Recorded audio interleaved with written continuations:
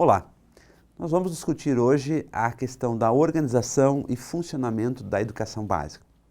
Qual o objetivo desse estudo?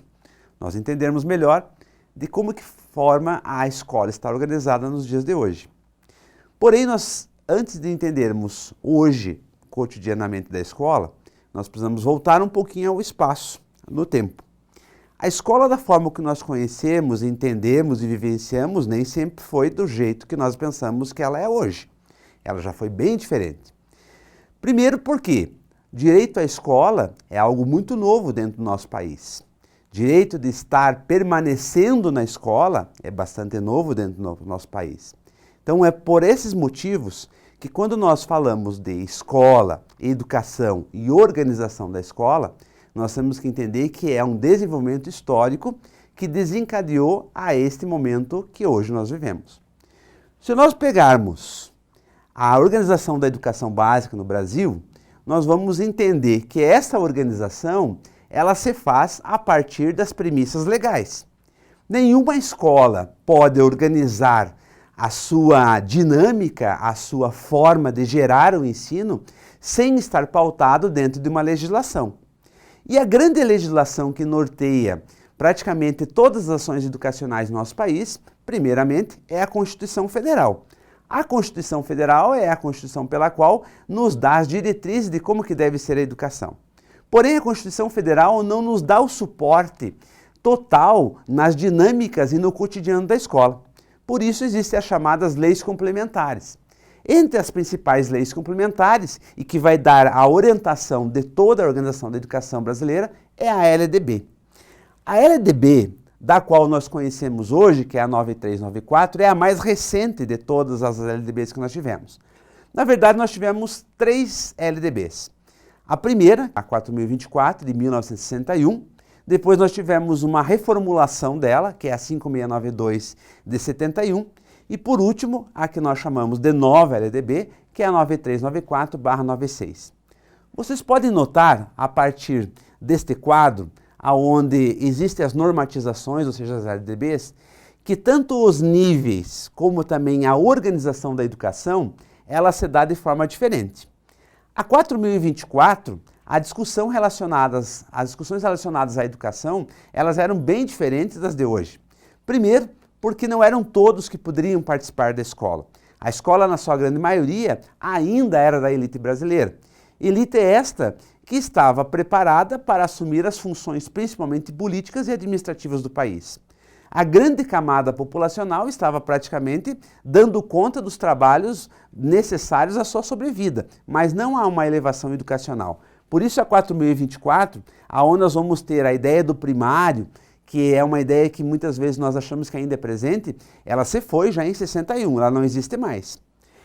Depois da 4024 houve uma reforma, todos nós sabemos que em 64 estoura no Brasil o que nós denominamos dentro da história a ditadura militar, e dentro da ditadura militar a educação passa a ter um outro objetivo. E esse objetivo é gerar mão de obra para que essa mão de obra possa estar qualificada para atender o mercado que se expandia naquele momento, ao que nós chamamos de milagre econômico. Esse milagre econômico vai fazer desencadear uma nova legislação educacional, que é a 5692, aonde o grau de ensino é dividido em 2, o primeiro grau e o segundo grau, além, é claro, do ensino superior. Mas no tocante aqui nós estamos discutindo a educação básica. O primeiro grau e o segundo grau, na 5692 de 1971, tinham como principal objetivo o quê?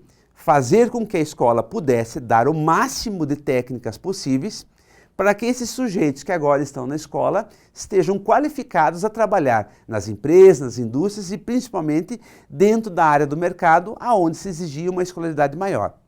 Nós acabamos com a ditadura em 1985, é promulgada a Constituição em 1988 e em 1996 nós temos a nova LDB.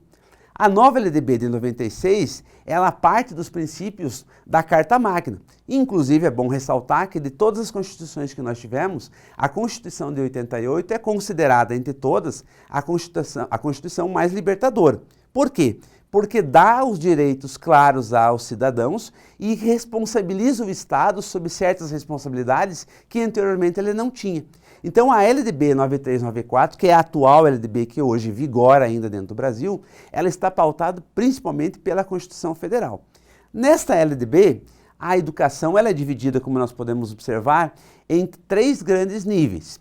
Desses 3 grandes níveis, se divide em 2 modalidades.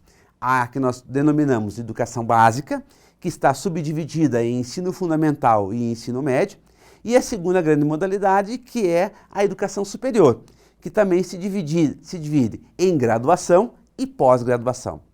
O nosso foco é a educação básica, por isso nós não vamos mencionar aqui as relações e a organização do ensino superior. Para começarmos a ter um esclarecimento maior sobre o sistema da educação brasileira, nós elencamos aqui um mapa conceitual onde nós podemos visualizar melhor a organização administrativa dessa organização. Mas eu quero que vocês entendam o que significa uma organização dentro da educação. É dar aos entes federados, ou seja, aos órgãos administrativos públicos, responsabilidades em gerar a educação.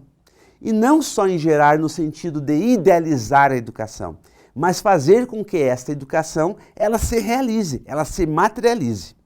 Como nós estamos dentro de um país que praticamente é um país continental, se organizou por 3 grandes responsabilidades: a esfera federal, a esfera estadual e a esfera municipal. Cada uma dessas esferas, tanto a federal, quanto a estadual, quanto a municipal, ela possui responsabilidades de fazer com que a educação ocorra. Só que cada uma delas tem uma responsabilidade maior sobre as outras. Então a primeira grande responsabilidade que você tem é o sistema federal. O sistema federal é pelo qual toda a educação, todo o norteamento, todas as ideias, todas as grandes reformas, elas partem do sistema federal. O Brasil é uma república federativa e dentro dessa república federativa você tem um conceito de educação que nós denominamos de sistema federal. Esse sistema federal, por sua vez, é pautado na própria LDB. Qual é a responsabilidade do sistema federal? Dar os ordenamentos legais e materiais da educação. Quem responde pelo sistema federal? 2 grandes órgãos. O primeiro é o Ministério da Educação. É pelo Ministério da Educação que todas as questões relacionadas à escola, à educação em todos os níveis do país estão sob essa responsabilidade. Fora o Ministério da Educação, dentro do sistema federal, nós temos um outro órgão que é extremamente importante. Tão importante quanto o Ministério, porque ele é deliberativo. O que significa ser deliberativo? É a partir desse outro órgão que todas as decisões elas são firmadas e depois elas são confirmadas tanto na Câmara quanto no Congresso Nacional, que é o Conselho Nacional da Educação. Então, dentro do sistema federal, nós temos praticamente 2 grandes órgãos, que é o Ministério e é o Conselho Nacional de Educação. Eles regulam toda a educação brasileira. Após essa esfera federal, que é a maior de todas, nós temos a esfera estadual. Todas as questões relacionadas à organização, o funcionamento, a dinâmica da escola, a forma com que essa escola deve tratar os conteúdos, a dinâmica também dos professores, os dias letivos, todas elas estão subordinadas ao governo federal, mas elas têm as características próprias dela. Dentro dos sistemas estaduais, nós temos praticamente 2 grandes órgãos, que não são muito diferentes do sistema federal, embora as responsabilidades são bem menores. Nós temos a Secretaria Estadual de Educação, então todos os estados brasileiros possuem uma Secretaria Estadual de Educação. Essa secretaria ela é responsável para a efetivação dos direitos constitucionais de gerar educação para todos. E fora a Secretaria Estadual de Educação, nós também temos um conselho muito parecido ao Conselho Nacional, que nós denominamos de Conselho Estadual de Educação. Este Conselho Estadual de Educação, ele também é deliberativo. Todas as ações relacionadas à vida e ao cotidiano de uma escola e de uma educação naquele estado, necessariamente passam por esse conselho. Após passar por esse conselho e ser relatado pelos relatores do conselho, isso se dirige à Câmara dos Deputados daquele estado, que depois o seu governador sanciona em forma de lei aquilo que tanto o Conselho quanto os senhores deputados e as câmaras dentro da Assembleia Legislativa relacionadas à educação decidem, elas são promulgadas e aquilo vira lei e automaticamente aquilo vira uma prática cotidiana no dia a dia de nossas escolas. Feito o sistema estadual, nós temos, por fim, os sistemas municipais, que dentro da esfera em termos de organização, eu diria que é a mais importante, porque está trabalhando com a base da escola, está trabalhando com a base da grande camada que frequenta a escola, porém os seus poderes e as suas autonomias elas são limitadas ao Conselho Estadual e ao Conselho Nacional. Cabe ao sistema municipal, primeiramente, gerar educação básica. E essa geração de educação básica ela é mantida também por uma Secretaria Municipal de Educação e, ao mesmo tempo, por um Conselho Nacional de Educação. O que nós estamos percebendo? Que tanto a nível federal, estadual, municipal, nós temos sempre um órgão que é o grande regulador daquela instância e um conselho que é o que delibera tudo aquilo que aquele órgão imagina ser importante para aquela região ou para aquele momento histórico que está ocorrendo. Cada sistema tem uma responsabilidade de um tipo de oferta relacionada a um modelo, a um modo, a um nível de educação, né? Alguns têm uma responsabilidade maior e outras menores. No caso do Sistema Federal de Ensino, o grande compromisso dele é, primeiro, fiscalizar e gerar, acima de tudo, normas para regular toda a educação. Mas compete principalmente ao governo federal, ou seja, ao sistema federal, dar oportunidade às iniciativas de educação voltadas principalmente para o ensino superior. Embora o sistema federal tenha também responsabilidade de escolas, do ensino fundamental e do ensino técnico, né? Hoje é muito comum nós enxergarmos nas cidades, no interior das cidades, os institutos federais. Qual que é a premissa dos institutos federais? Gerar no interior das cidades, dentro dos estados brasileiros, escolas superiores, mas de nível técnico, e que depois elas vão se aprofundar para o nível superior. Mas elas são de responsabilidade do governo federal. Nós não vamos ter institutos técnicos federais sendo mantidos e, ao mesmo tempo, dirigidos pelo governo estadual. Os sistemas de estados, ou seja, os sistemas estaduais de ensino, eles têm qual responsabilidade? Gerar educação voltadas à educação fundamental e básica, né? E média básica. Mas, prioritariamente, os estados têm a responsabilidade em gerar o ensino fundamental. Por que tem essa responsabilidade? Porque tanto a Constituição quanto a LDB diz que é responsabilidade do órgão deliberativo e, ao mesmo tempo, executivo, dar a todos esse direito. Dar a todos a quem? Dar aos jovens, crianças e adolescentes esse direito de estar na escola. Então é o Estado o grande responsável de aumentar o número de escolas, de proporcionar um número maior de vagas dentro das escolas, de gerar professores em número maior para atender as demandas e fazer com que toda a logística, desde as questões físicas da escola até mesmo as questões humanas e pedagógicas, elas sejam efetivadas, né? E por fim, nós temos o sistema de ensino do Distrito Federal, que ele é muito semelhante ao sistema de ensino dos municípios, ou seja, tanto o Distrito Federal quanto os municípios têm a responsabilidade de gerar dentro da sua comunidade escolas que atendam principalmente a primeira fase do ensino fundamental, ou seja, de 1º ao 5º ano, né? Fase essa extremamente importante, porque nós estamos tratando tanto do ciclo de alfabetização, como também, ao mesmo tempo, de inserção dessa criança ao mundo escolar. Fora o ensino fundamental, nós temos a educação infantil, que também hoje está incorporada dentro da educação básica, né? E a responsabilidade do município é gerar, de 0 a 3 anos, escolas para essas crianças. Porém, nós sabemos que a demanda de crianças de 0 a 3 anos é muito maior do que os espaços que os municípios hoje ofertam. Então, qual é a grande obrigatoriedade de um município, né, de gerar? Ele precisa gerar. A obrigatoriedade dele é de 3 a 6 anos. Ele tem que abrir o que nós chamamos de pré-escola, dentro da educação infantil. As chamadas creches, que é de 0 a 3 anos, é responsabilidade do município também. Porém, essa responsabilidade ela é progressiva. À medida que o município consegue atender essa camada, de 0 a 3 anos, o município incorpora essas crianças dentro do seu quadro e dentro do sistema. Mas de 3 a 6 anos e de 3 aos 10 a 11 anos, necessariamente e obrigatoriamente, nenhuma criança pode ficar fora da escola. É a prefeitura, é o prefeito e é a Secretaria Municipal que tem que colocar esse direito na prática, né? Porém, uma coisa bastante importante que antes não estava claro é a respeito da educação infantil. E essa educação infantil, que antes sempre foi de forma até vista de forma sucateada, né? Muitas escolas eram vistas como depósito de crianças, não necessitava-se ter formação específica para trabalhar com essas crianças, não necessitava-se ter um espaço físico apropriado.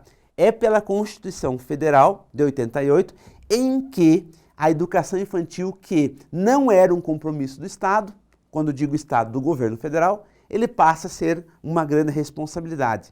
E a partir disso, o Sistema Federal de Educação assume a educação infantil como a sua grande prioridade em fazer com que essas crianças, como eu disse anteriormente, elas sejam incorporadas dentro da educação básica na medida em que o possível ou o município consegue ter espaços físicos e pessoas qualificadas para assumi-las.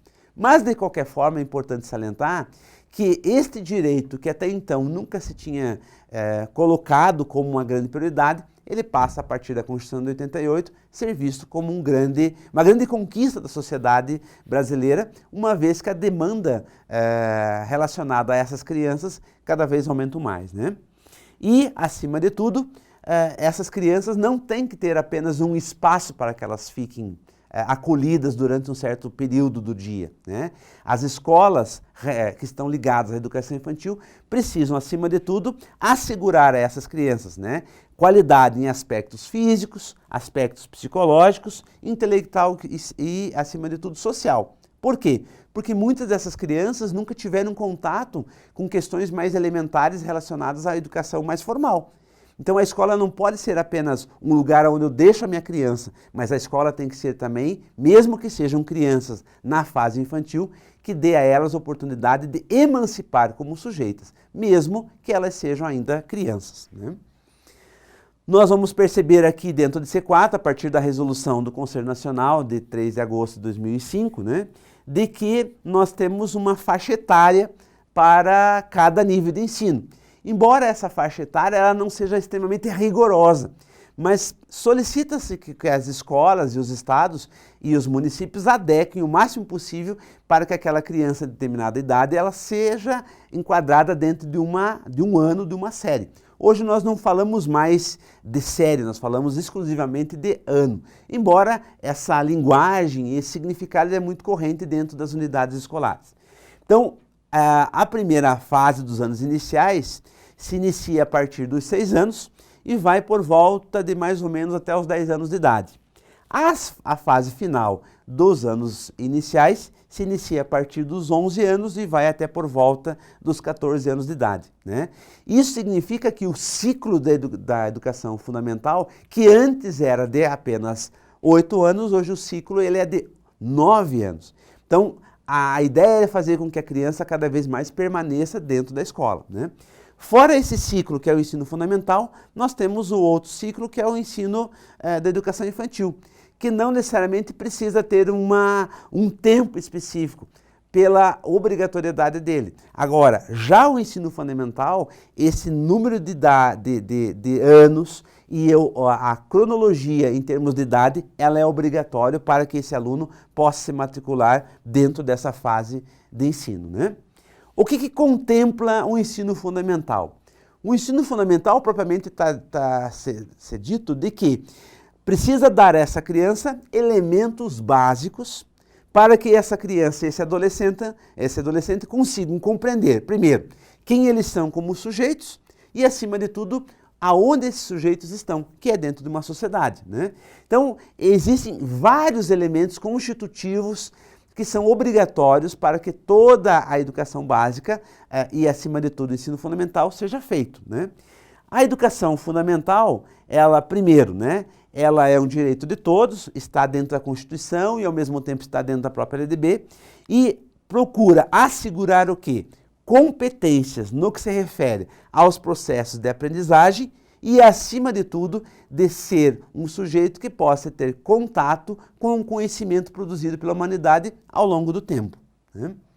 Uma outra coisa importante que deve ser relacionada ao ensino fundamental, de que a jornada de estudo ela não pode ser menor do que 200 dias ano. E, ao mesmo tempo, não pode ser menor do que 800 horas ano. Isso, fazendo um cálculo mais prático, significa, no mínimo, 200 dias letivos, e esses 200 dias letivos têm que ter mais ou menos 4 horas, não pode ser menor, porque 4 vezes 200 vai dar 800 horas. É o mínimo que uma escola, é o mínimo que um sistema educacional precisa ter. Se aquele sistema educacional quiser ofertar 850, 900 ou 1.000 horas, independe. Cabendo esse ano letivo, né, dentro daquele espaço de tempo, não há problema nenhum. Uma outra coisa importante também que salienta-se é de que ano escolar é diferente de ano civil. Então, se, por exemplo, nós quiséssemos começar o ano escolar no dia 25 de dezembro, que dentro do ano civil ele é o dia de Natal, nós poderíamos, porque o ano escolar e o ano civil são independentes.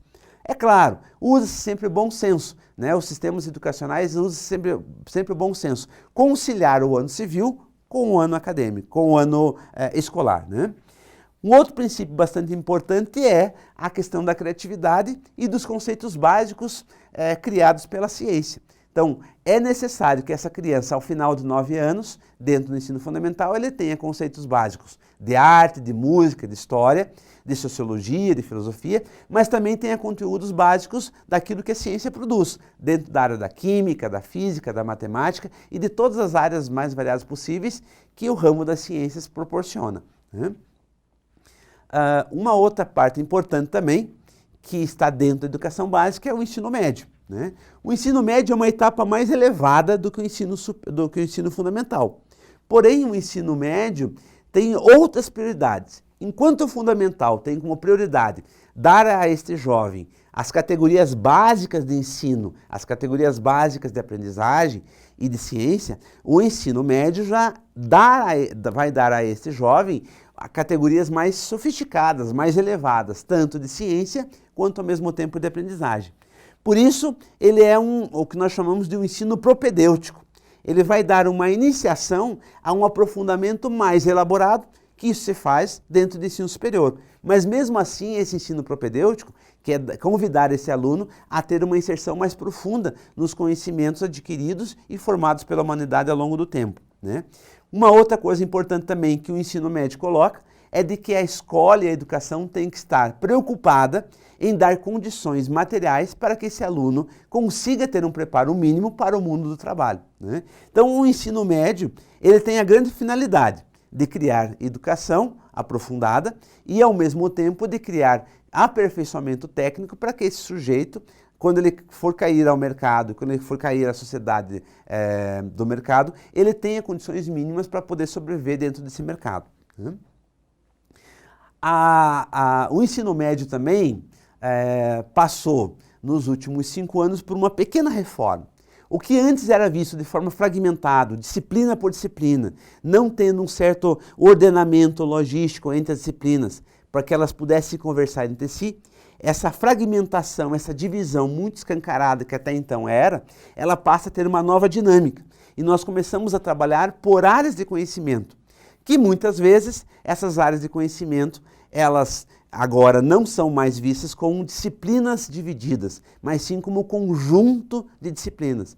Então há determinadas disciplinas que agora elas fazem parte de uma área do conhecimento. E esta área de conhecimento não pode entender que gerar a aprendizagem e ofertar o ensino, elas sejam de forma autônomas. Não, elas são totalmente interdependentes. Essa é uma discussão que ainda nós iremos ver à frente, uma vez que essas discussões elas estão caindo hoje nas escolas com maior profundidade e, ao mesmo tempo, com maior organização. Não é uma dinâmica ainda que as escolas conseguem vivenciar de forma tão comum. Né? Nós temos que entender que as reformas, elas causam impactos na vida das pessoas que trabalham dentro da escola e dentro dos sistemas educacionais. Então, incorporar uma nova metodologia dentro da escola e dentro dos sistemas educacionais não é tão simples, né? Nós que estamos dentro da educação precisamos incorporar essas novas ideias. E esta é uma ideia que a escola está iniciando a entender de forma melhor, né? Ao mesmo tempo, né, não se difere a carga horária e os dias letivos do ensino fundamental. É necessário ter 200 dias letivos de no mínimo 4 horas, que totalizam 800 horas ano. Né? Fora o ensino fundamental, né, e o ensino médio, que estão dentro da educação básica, né, nós temos as modalidades de educação. Essas modalidades elas podem estar tanto no fundamental quanto no médio. São elas: educação de jovens e adultos, que também é uma prioridade e um direito de todos, que não tenham escolaridade ou não tenham tido escolaridade na sua idade certa. Ele pode tanto para o fundamental quanto o médio. Então ele está dentro da educação básica, mas ele é visto como uma modalidade. Nós temos a educação profissional, que ela pode ser tanto incorporada ao ensino médio ou após o ensino médio. São os cursos técnicos, né, ofertados tanto pelo governo federal quanto pelo governo estadual. É também visto como uma modalidade de ensino. Porém, essa modalidade necessariamente precisa estar ou cursando o ensino médio ou então já ter feito o ensino médio. A educação especial, que tem tomado uma grande importância nas discussões educacionais, refere-se a todas as diversidades que a sociedade brasileira tem, né? Precisamos entender que a educação especial ela vai além dos horizontes físicos. Até muito tempo atrás nós imaginávamos que quando falávamos de educação especial era voltado apenas às pessoas com alguma necessidade física especial. E hoje nós temos uma diversidade gigantesca, né? Os grupos afrodescendentes, os grupos quilombolas, os grupos indígenas, as pessoas com altas habilidades intelectuais, as pessoas e jovens com problemas de déficit de atenção, as pessoas com problemas neurológicos. Então, todas as diversidades que hoje a sociedade tem e que precisa dar assistência a essa sociedade, ela é vista e ela é incorporada dentro da educação especial. E uma coisa bastante recente é a educação à distância, né? A educação à distância ela tem tomado dentro do nosso país um grande peso e uma grande responsabilidade. Embora a educação à distância ela tenha sido muito mais usada hoje dentro da esfera do ensino superior, mas ela é também usada e muito utilizada também dentro da educação fundamental e média. Resumindo de forma geral, nós temos essas quatro grandes modalidades da educação dentro do nosso país. Embora nós estejamos discutindo educação básica, eu fiz questão de fazer um apêndice sobre educação superior, porque aí nós vamos entender de que a educação do Brasil está dividida entre 2 níveis na educação básica, fundamental e médio. E nós temos um segundo modelo, que é o ensino superior, que está dividido em graduação e pós-graduação. O ensino superior, ele faz parte do sistema educacional, embora ele não faça parte da educação básica. E ele tem como finalidade maior aprofundamento teórico, científico e prático de todas aquelas discussões que já foram iniciadas lá no ensino fundamental, passaram pelo ensino médio e que agora necessitam ter um aprofundamento teórico e mais epistemológico dos conceitos e das questões relacionadas aos problemas e ao cotidiano de todas as pessoas, das mais variadas possíveis formas. Então, resumindo, o que é um ensino superior? Nada mais é do que um aprofundamento mais aprofundado e teórico de toda e qualquer ciência que possa ser produzida tanto pela natureza quanto pelo próprio homem. Espero ter contribuído para vocês no entendimento geral de como que a nossa educação brasileira está organizada e, acima de tudo, os seus principais desafios e dilemas. Espero encontrá-los na próxima aula.